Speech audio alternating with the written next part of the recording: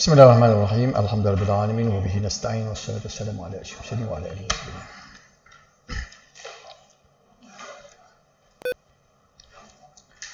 Halaman 14, hadis yang ke-98.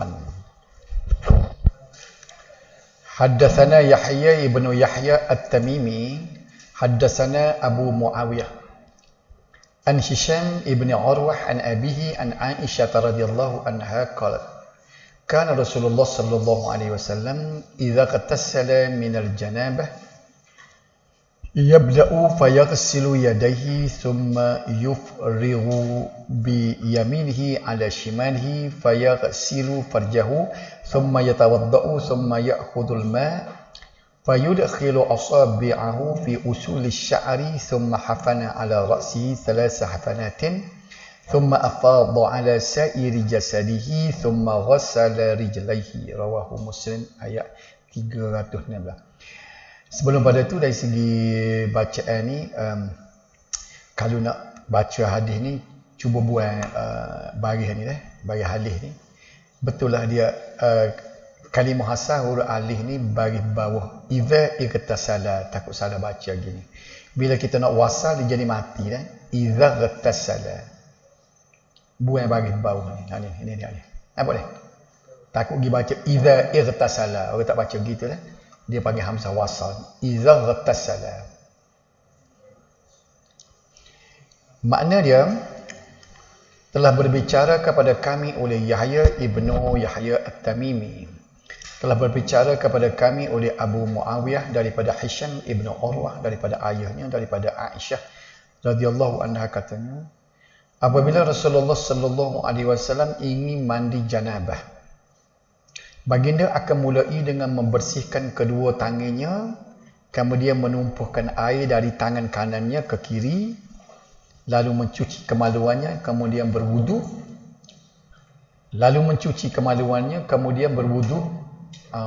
Saya dua kali tulis ni. Dia kemudian berwuduk saja, dua kali mencuci kemaluan. Lalu mengambil air, kemudian memasukkan jari-jarinya ke pakar rambut, lalu menyiram kepalanya 3 kali basuhan, kemudian meratakan air ke seluruh badannya dan membasuh kedua-dua kakinya. Hadis riwayat Muslim, hadis 316. Di mana Muslim ni mengambil hadis ni daripada Yahya ibnu Yahya At-Tamimi. Seterusnya sampai kepada sahabat ialah Aisyah radhiyallahu anha, dan hadis ni adalah hadis sahih. Kemudian kita baca pula hadis 99. Wa li Muslim fi hadis Maimunah thumma afragha ala farjihi faghassala bishimalihi thumma daraba biha al-ard. Wa fi riwayatin famasaha bit-turab wa fi akhirih thumma ataituhu bil mandil faraddahu fihi wa ja'ala yanfudul ma biyadihi. Hadis ini di segi riwayat, di segi sanadnya, haddatsani Ali ibn Hujrin As-Sa'di, haddatsani Isa ibn Yunus, haddatsana Al-A'mash an Salim ibn Abi Al-Ja'di an Quraib an ibn Abbas qala haddatsani khalati Maimunah. Menurut Muslim, melalui hadis Maimunah, kemudian baginda menyiram air ke atas kemaluannya dan membasuhnya dengan tangan kiri lalu menggosok tangannya ke tanah.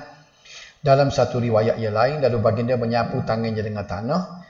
Pada akhir riwayat itu disebutkan kemudian aku ni Maimunah memberikan sapu tangan, namun baginda menolaknya. Dalam hadis yang disebutkan sanadnya, baginda mengeringkan air pada tubuhnya dengan tangannya. Dari segi sanadnya, telah berbicara kepadaku oleh Ali ibn Hujr oleh As-Sa'di, telah berbicara kepadaku oleh Isa ibn Yunus, telah berbicara kepada kami oleh Al-A'mash daripada Salim ibn Abi Al-Ja'di daripada Ibnu Abbas, katanya telah berbicara kepadaku oleh ibu saudaraku Maimunah. Baik. Ada dua hadis ini, saya klik semula sini tak? 98 dulu. Kedua-dua hadis ni ialah menceritakan kaifiat mandi junub. Walaupun kita dah biasa dah ni, cuba tengok serupa ke tak dengan hak Nabi buat. Okay. Baik. Hadis yang pertama 98 ni daripada Aisyah. Lagu mana Aisyah kata? Aisyah duk perhati tengok. Dia kata bila Nabi nak mandi junub, dia mula dia basuh tangan dua tangan dulu. Sebab tangan dia nak buat pegang untuk nak guna, dia basuh tangan dulu. Masuk air tangan kanan, cuci tangan kiri. Lepas tu dia mencuci kemaluan dia. Dia sudah dia mencuci semua sekali. Lepas tu dia ambil wuduk. Dia ambil wuduk dulu. Sebab tu saya kata mencuci kemaluan kedua ni tolong potong tu. Sebabnya tersalah taik dua kali. Lalu mengambil air kemudian memasukkan jari-jarinya lepas dia sudah ambil wuduk, dia cuci air atas kepala, dia masuk jari-jari dia ke pakar rambut supaya rata. Air itu dia menyiram sebanyak 3 kali basuhan. Lepas sempurna kepala, barulah dia meratakan air ke seluruh badan dan akhir sekali dia basuh 2 kaki. Ya tak? Gambarannya ialah zaman dulu dia tak ada paip seperti kita guna shower macam ni kan. Kita boleh gambarkan dia guna cedok air, cedok dengan tangan. Tidak dengan gayung, dia cedok dengan tangan gitu. Itu hadis riwayat daripada Aisyah. Kemudian yang kedua ni pada Maimunah. Kedua-duanya isteri Nabi. Riwayat Maimunah pula sambung daripada hadis tadi, disebutkan dia baginda menyiram air ke atas kemaluannya dan membasuhnya dengan tangan kiri lalu menggosokkan tangannya ke tanah. Ya, disebut situ. Dia nak cuci. Sebab kita agak sabung lah. Tak ada sabung kan zaman dulu, pakai tanah lah. Dalam satu riwayat yang lain, lalu baginda menyapu tangannya dengan tanah. Pada akhir riwayatnya disebut, kemudian aku, kata Maimunah, memberikan sapu tangan ataupun tuala lah. Dan lepas dia tengok Nabi basuh, sudah mandi junub, ambil tuala. Nabi tolak, Nabi tak sapu, keringkan badan dia dengan tawel, dengan tuala. Boleh nampak tak?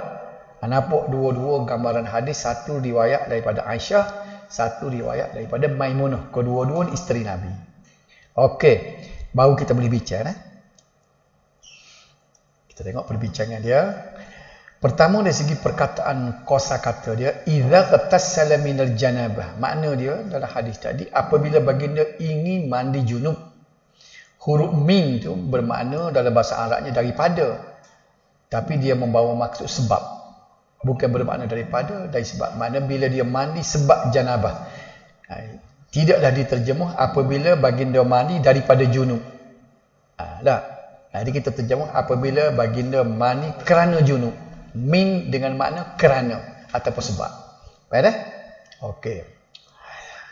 Ia berda'u baginda memulakan, iaitu memulakan mandi junub.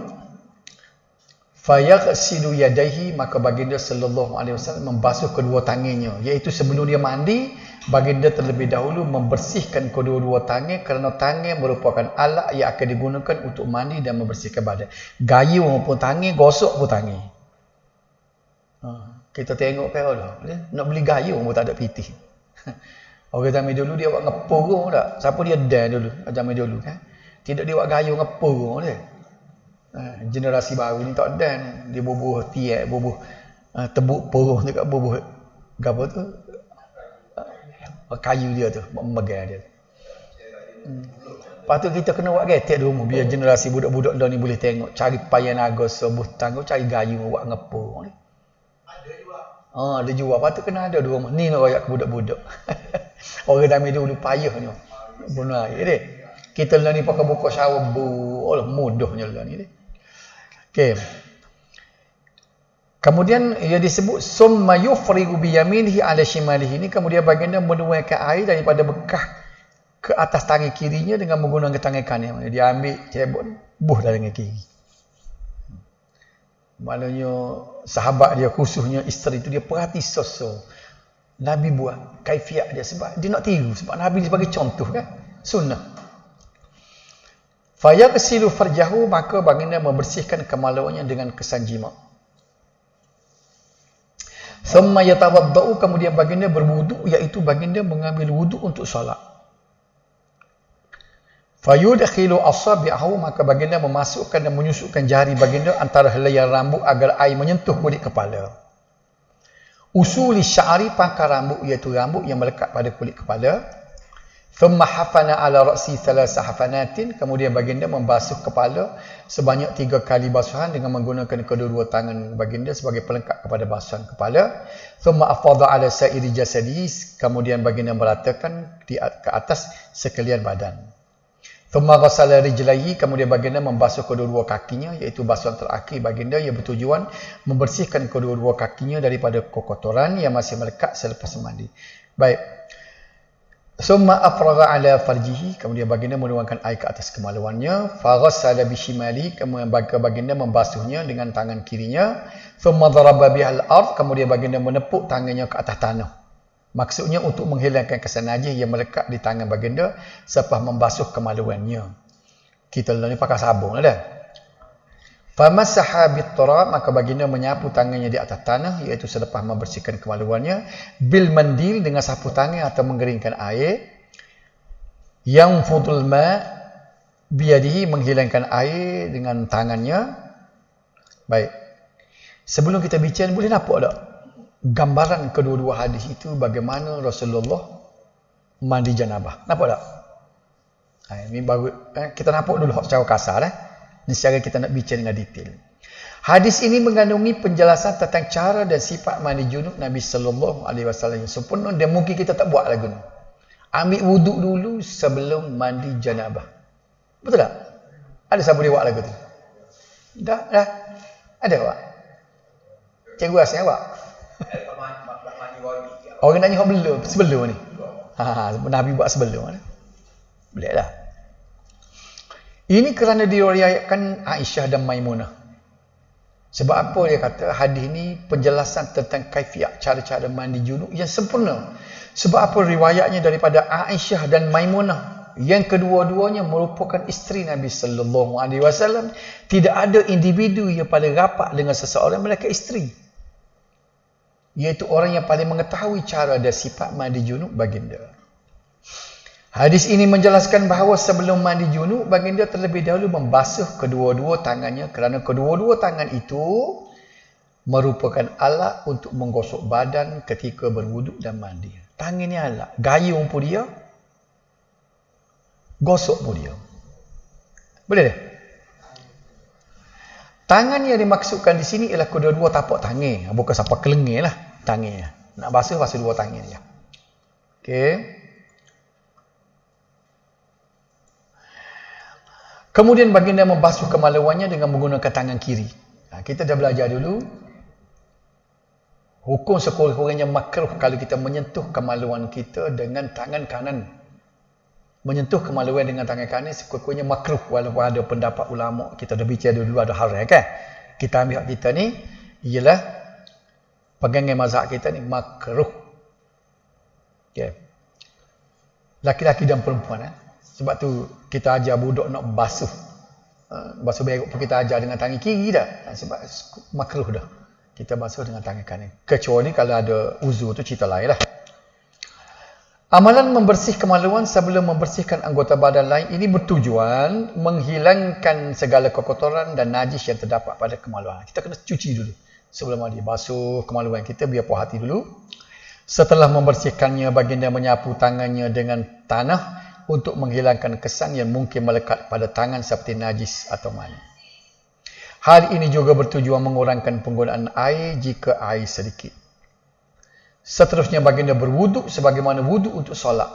Ambil semaya. Macam nak ambil semaya. Tapi hadap besar tak akak lagi. Adakah lepas ambil semaya tu boleh semaya? Tak boleh lagi sebab berhadap besar. Tapi ambil wuduk tu, sini ada niat tak? Solat, ada niat solat sini. Niat wuduk. Niat untuk wuduk. Niat wuduk bukan niat mandi janabah. Minum janabah bila kita nak sirai tu buat kita. Niat mandi janabah. Menurut Imam Malik dan Asy-Syafi'i, maksud wuduk di sini ialah wuduk yang sempurna. Maknanya kalau macam mana kita ambil wuduk tu sempurna dengan kita dah belajar dah sunat-sunat mana.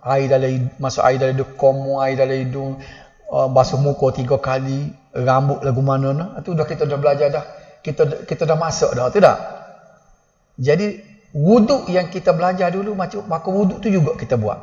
Untuk ini maksud yang dipahami oleh Imam Malik dan Imam Syafi'i. Namun ada yang berpendapat bahawa baginda sallallahu alaihi wasallam menyempurnakan wuduknya setelah selesai mandi junub, iaitu membasuh kedua-dua kakinya selepas mandi. Ada juga pendapat begitu dah. Seluruh ulama sepakat mengatakan dianjurkan berwuduk sebelum mandi junub, namun amalan ini adalah sunat sahaja. Cikgu saya sebut tadi sunat. Maknanya kalau kita ambil wuduk dulu sebelum mandi junub, peri-peri dah boleh pahala, bukan sunat. Kan tidak kalau kita nak perbanyakkan pahala lah. Okay. Selanjutnya baginda menyelati pangkal rambut dengan jemari dengan menggunakan air. Ia bertujuan memastikan air sampai ke kulit kepala. Seterusnya dijirus air ke kepala sebanyak 3 kali agar ia mendapat meratakan seluruh bahagian kepala dan rambut. Lepas tu wuduk kena ambil lagi? Tak lah. Tengoklah. Kalau tak ambil wuduk, ni kita akan bicara depan. Kalau kita tak ambil wuduk sekalipun, hanya mandi wajib saja. Dengan bila terangkat hadas besar, dengan sendiri hadas kecil terangkat. Kan di sini? Agak apa masalah? Ya kita nak ambil air semaya semula. Sebab kita pergi menyentuh kemaluan. Betul tak? Paling mana kalau kita tak sentuh kemaluan, kita nak erat dengan mandi wajib. Tu guna kaisah. Guna kaisah. Kita nak rata-rata. Bila kita nak berata tubuh, mesti kita nak gosok. Bila nak gosok, mesti kita japuh kemaluan tempat-tempat sulit. Kita kena duduk gapo supaya masuk segala rongga dia. Maka sini kita kena pakai kaisah. Gosok aku atas kain. Cucu air. Ke mana? Tak payahlah ambil air semaya. Tapi budaya kita bila sudah butuh ambil semaya semula. Sebab apa? Sebab kita tak pakai kaisah. Kalau ke mana? Kenapa kena membudayakan kaisah semula kita? Tapi rata air. Apa tak ratanya? Kaisah. Nak sedap lagi terjun dari sungai, tak payah gosok. Deng dari sungai tu kan beng. Kita mandi sesuatu pernah dimandi. Pada nak tu munggo siapa mentangi ya. Tapi Nabi boleh buat lagu tu. Maknanya dia setara payah. Payah setara dia boleh buat. Kita ni munggo payah air kan. Lepas shower tak apa hati ambil wayar ni kan. Ni. Bila kita pakai kaisah, kita nak jamuh tempat-tempat sulit tak apa kau atas kain. Tak payah ambil sembahyang lah. Tak payah ambil sembahyang mula lah. Ya kalau kita guna baik kita pakai semudah sikit. Dua air banyak. Dia cebok pula dengan tangan. Tapi dia boleh buat Nabi. Tapi dia buat boleh. Dia buat juga. Sebab tak pergi hak ni dulu. Guna shower, guna air hak banyak ni. Kita dak tu sebab Nabi tak payah ambil wuduk dah lepas pada tu. Ambil wuduk mula-mula tu pun sunat aja. Maknanya memadai dengan mandi wajib, maka terangkat juga. Sebab benda wajib terangkat. Benda hadas besar terangkat, hadas kecil kau terangkat lah. Cuma bila sebab kita macam tak adalah kita tak puas hati, kita pergi jamuh pula. Jadi bila jamuh batal wuduk, nak ambil sembahyang mula lah dah. Nampak dah gambaran ni dah. Okey. Ia bertujuan melengkap dan menyempurnakan basuhan bahagian kepala. Lagi kalau tidak jenis kesah gitu kan macam tadi lah. Manisung dem tuju. Kalau kena ke dah. Dem dah tu kat bang. Lah. Tetu rata tak payah gosok tu dah. Tu baik aku. Dia kalau nak memastikan rata, kalau dalam sungai tetu rata lah. Setelah itu baginda meratakan air ke seluruh badan, iaitu baki badan yang masih terkena air. Menurut Imam An-Nawawi dalam kitabnya Syarah Sahih Muslim, lipatan pada badan seperti ketiak perut, perut berlipat-lipat. Kalau retina boleh beranak 3-4 kali berlipat perut dah. Jadi kena pastikan dilipatan tu kena air. Kalau jiru hacak kali tak kena lah. Ketika menyiram air ke seluruh badan agar sampai ke bahagian tersebut. Seterusnya dituangkan air ke seluruh badan dan pada setiap siraman tersebut digosokkan bahagian badan yang dapat dicapai oleh tangan sendiri. Jadi kalau kita tengok sini ada 3 kaifiat yang dibuat oleh manusia ketika mandi. Mandi junub dengan ambil air sembahyang. 1, cara Nabi tadi. Ambil wuduk dulu, lepas tu mandi junub, selesai. Wuduk dia ambil itu sunat. Yang kedua, mandi wajib saja. Mandi junub saja, tak ambil air sembahyang. Itu cara kedua. Okey, dengan syarat jangan batal lah, jangan setuh kemaluan. Cara yang ketiga, orang Melayu kita. Mandi junub siap, sudah sarirah dia, pakai ketuala siap, baru ambil wuduk semula.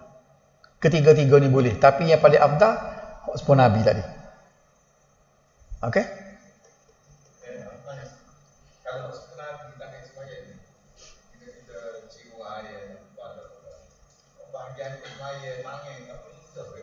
Dia sesah dulu. Jiwa air tapal tu kedian dah. Yalah maksudnya bila kita mandi bila jiwa air tapal mandi wajib. Ada perbahagian tangan yang perlu lagi. Kita basuh sebagai takis maya kan. Dia gini. Dia sebut sana ni Nabi hanya kata dia jima air. Nabi tak cucu dah tepat anggota semaya. Disebut anggota yang baki tak kena air. Sebab tu Nabi dia ambil wudu, muka kepala sapuh ya kan. Jadi tangan dengan muka ni dia tak kena air lah. Dia pakai cucu atas kepala biar jatuh ke tubuh dia. Lengan ni sekat ni dia buat. Hak ni dia tak basuh Nabi. Dia pakai habis semaya dia. Yang mana tak kena air lagi. Nama itu ketika sehingga Mana ya? Ya. Ni. Ketika sehingga ni kan? Iya ada tika sigan. Ada lepas pada ambil semaya ke pondok tu kan? Kita ambil semaya ke pondok salah. Tapi iyalah dia sebut sini maknanya Nabi dia kata dia hanya menyiram di tempat-tempat ia tak kena air lagi dia. Maknanya dia terpakai air semaya tadi boleh dikira juga. Sebab air ada dah situ. Bila dia niat, hak tadi air ada dah, air tu lagi jadilah. Okey. Kemudian baginda mengakhiri mandi junub dengan membasuh kedua-dua kaki. Selesai. Sementara itu pendapat yang mengatakan wuduk perlu disempurnakan sebelum mandi, mereka cuba mentakwilkan hadis riwayat Maimunah. Mereka berpendapat Nabi sallallahu alaihi wasallam membasuh kaki sebelum mandi adalah untuk menyempurnakan mandi serta menghilangkan tanah yang melekat di kaki dan bukannya untuk menyempurnakan wuduk. Itu bahasa ulama tak? Ia menunjukkan bahawa membasuh kaki boleh dilakukan sama ada sebelum atau selepas mandi junub. Selain itu disunatkan mendahulukan anggota kanan ketika menyiram air semasa mandi junub. Itu kita faham tak? Jadi kalau kita guna dengan shower ni Kak, nak suruh kena anggota kanan dekat basuh sebelah kanan dulu baru sebelah kiri. Tapi cara muka air besar gitu dah. Jatuh sekaligus. Cara mandi junub Nabi sallallahu alaihi wasallam sebagaimana yang diriwayatkan oleh Aisyah dan Maimunah radhiyallahu anhuma ni adalah cara yang paling afdal untuk diikuti. Macam kita tahu tadi. Ini cara yang afdal. Jadi kita tahulah hari ni kita mengaji. 3 cara tu hak ni paling afdal. Hak kita buatnya cara kedua tadi.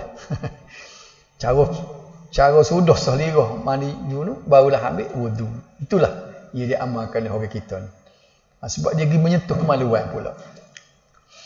Mandi wajib hendaklah memenuhi 2 rukun iaitu niat dan meratakan air ke seluruh badan walau dengan apa cara sekalipun. Gosok tu sebenarnya nak pastikan rata je. Dah kita pasti rata tak payah gosok. Sebab itulah kalau pakai kaisahan sebut tadi kat senih tadi. Tak timbul masalah batal wuduk kerana menyentuh kemaluan.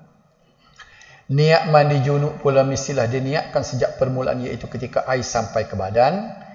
Ini bagi mazhab Syafi'i kita lah dia kira niat tu apa dia qasdu syai'in muqtarinan bi fi'lih. Kita mari kita kosak sesuatu daripada permulaan kita buat sesuatu benda itu. Tadi merata ke air. Dia semestinya mengalir ke air. Dia merata je bukan mengalir. Mana kalau air situ. Merata. Dia tidak sebut mengalir, merata. Sailanul ma'. Meratakan air. Sebab tu kita ambil gosok ada maksudnya kan. gosok tu sunat je. Jadi sebab kita ambil wudu atas kapal terbang, kita boleh spray ya kan. Kita peratur, kita pun gosok nak ratakan air semua. Ais maya itu merata mengalirkan. Merata tidak mengalir. Dia mengalir ni benda yang kita nak benda najis biar galir keluar. Ada atau ialah ada lah digipahan merata. Ada pendapat, ialah ada. Kita pernah dengar ada benda-benda ni. Jadi kita ambil lah hak pandangan yang sederhana tu kan. Dia kata merata bukan mengalir. Di sini ulama berselisih pendapat tentang hukum penggunaan sapu tangan atau tuala kepada beberapa pendapat ni. Kita lak atau tidak lepas kita ambil wudu ataupun mandi janabah ni. Antaranya ada yang mengatakan tidak digalakkan mengelak atau mengeringkan badan setelah mandi junub berdasarkan hadis Maimunah. Dia padan dengan lak gini. Lak gini biar dia kering. Sama juga dengan wudu. Ada pendapat ulama kata lebih afdal kita jangan lak. Biar dia kering sendiri sebabnya berdasarkan kepada hadis kita nak ghurran muhajjalin. Tangan kita dengan muka kita berseri di akhirat nanti. Kesan daripada air semaya tu kita tak silap. Biar air tu kering situ. Tu kecuali kalau kita tu duduk di rumah kita ambil masa lama dengan orang tempat semaya. Kalau kita tu ambil air semaya di masjid kan, menyebabkan terganggu orang, hak ni dia jadi kalau menyakiti orang dia jadi haram pula ni. Kita duduk tengah basuh-basuh apa tak lak ni. Sebabnya kita nak suruh ambil fadilat tak lak. Lepas tu kita terkebir tu kan air kita tu ngecik lah kat orang, menyakiti orang. Dia kena tengok banyak segi. Ini sebut ni kalau kita ambil masa lama, lepas ambil semaya kita relax sebentar, biar dia kering. Itu lagi baik kan. Sebaliknya dianjurkan mengelak badan dengan menggunakan tangan sahaja, tetapi menggunakan tuala dan seumpamanya tidak makruh. Ini bagi pendapat ni. Dia kata tidak makruh, cuma tidak afdal. Ya, jadi kalau kita nak pegang kepada pendapat ni, janganlah. Ada ulama yang mengatakan makruh mengeringkan badan selepas mandi junub ataupun berwuduk. Dia kata makruh gunakan kata kita lak sama ada wuduk ataupun mandi junub. Tapi pegangan khususnya mazhab Syafi'i kita dia kata tidak makruh cuma tidak afdal. Tidaklah sampai makruh tapi tak boleh pahala sunat. Istifadah. Kita boleh ni pada tadi. Mandi junub adalah mandi wajib yang disebabkan jima ataupun keluar mani. Diwajibkan meratakan air ke seluruh badan semasa mandi junub. Disunatkan mendahului basuhan kedua-dua tangan sebelum mandi junub. Dianjurkan membersihkan segala najis dan kotoran yang terdapat pada badan terutama pada kemaluan sebelum mandi junub. Disunatkan berwuduk terlebih dahulu sebelum mandi junub. Ini keyword saya nak suruh pegang balik ni. Nak ambil fadilatnya berwuduk sebelum mandi junub. Diwajibkan menyelati pangkal rambut dengan jari sebelum meratakan air ke seluruh badan bagi rambut yang tebal. Diwajibkan meratakan air di baki badan yang belum terkena air ketika mandi junub. Okey, dan selagi hadis 100 tak sebanyak-banyak, tak berapa ramai orang tak habis juga ni. Saya ingat habis hari ni mandi junub, ada banyak hadis lagi tak ada habis. So lagi kalau dah boleh. Hadatsana Abu Bakr bin Abi Syaibah wa Amr bin An-Naqid wa Ishaq ibn Ibrahim wa ibn Abi Umar kulluhum an ibni Uyainah. Qala Ishaq akhbarana Sufyan an Ayyub ibn Musa an Sa'id ibn Abi Sa'id al-Mukbiri an Abdullah ibn Rafi' an Ummi Salamah radhiyallahu anha qalat qultu rawahu Muslim ya Rasulullah inni imra'atun ashaddu sya'ra ra'si afa anquduhu li ghusli janabah wa fi riwayatin al-haydah faqala la innama yakfika an tahthi ala ra'siki thalatha hasayatin. Telah berbicara kepada kami oleh Abu Bakar Ibn Syaibah, Amr Naqid, Ishaq Ibn Ibrahim dan Ibn Abi Umar, semuanya daripada Ibn Uyainah berkata, Ishaq telah mengkhabarkan kepada kami oleh Sufyan daripada Ayyub Ibn Musa, daripada Sa'id Ibn Abi Sa'id al-Makburi, daripada Abdullah Ibn Rafi', daripada Ummu Salamah katanya, aku bertanya, Ummu Salamah tanya Nabi ni khusus untuk orang perempuan Wahai Rasulullah, aku adalah seorang perempuan yang sentiasa mengikat rambut, ikat ataupun sanggup. Adakah aku perlu menguraikan kena buka ke sanggup untuk mandi janabah? Dia selesa sanggup semua. Dalam riwayat lain disebutkan dan mandi kerana haid. Nabi sallallahu alaihi wasallam menjawab, tidak, mana tak payah buka sanggup. Cukup bagimu menyiram air ke atas kepalamu sebanyak 3 kali siram. Air masuklah, Nabi kira. Kita orang laki-laki dengar ni pun, walaupun tidak kita, untuk kita royak ke orang rumah kita ataupun anak-anak perempuan. Mana sanggup tak payah buka. Cuma hak tak sedap soalan ada orang tino pakai mandi dengan sanggup-sanggup.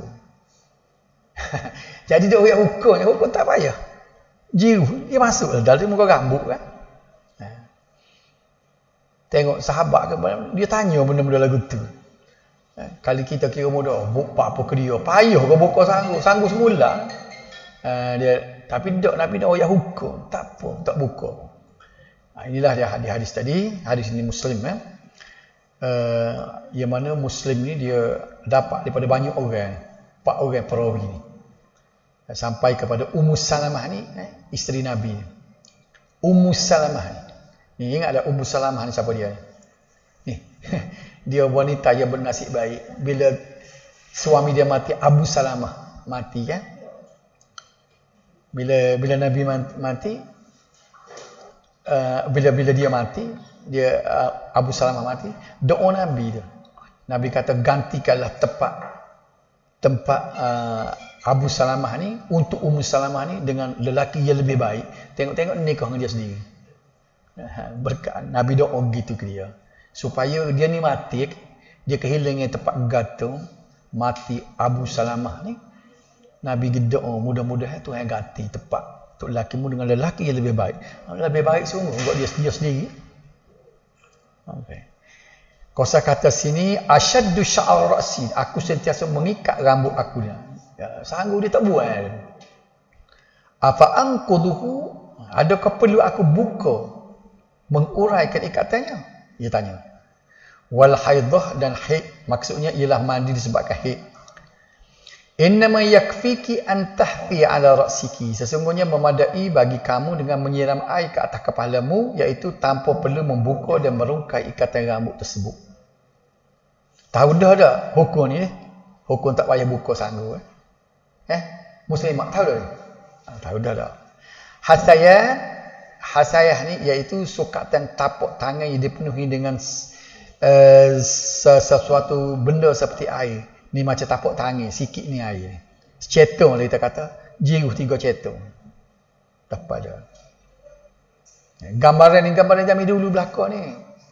Kalau shower ada zaman Nabi tu, dia tak sebut lagu tu. Ni kita, dia tak tahu apa cetung, bukan ikut dan. Nak tak? Borohnya air kita ni. Hadis ini perbincangan menjelaskan secara khusus cara mandi wajib bagi perempuan yang sentiasa mengikat atau menyanggur rambut. Nabi sallallahu alaihi wasallam menyatakan bahawa tidak diwajibkan ke atas perempuan yang sentiasa mengikat rambutnya membuka dan merungkaikan ikatan atau membuka sanggulnya ketika mandi wajib, tak payah buka. Sebaliknya memadai dengan menyiram air ke atas sanggul atau ikatan rambutnya sebanyak 3 kali. Faham tak? Cikgu Asyam boleh klik royak kat orang tino dengan anak-anak. Ada anak tino dia? Ada. Baik kuda. Dia ikatan, dia kat sana tidak sanggup saja, ikat dengan getah betul.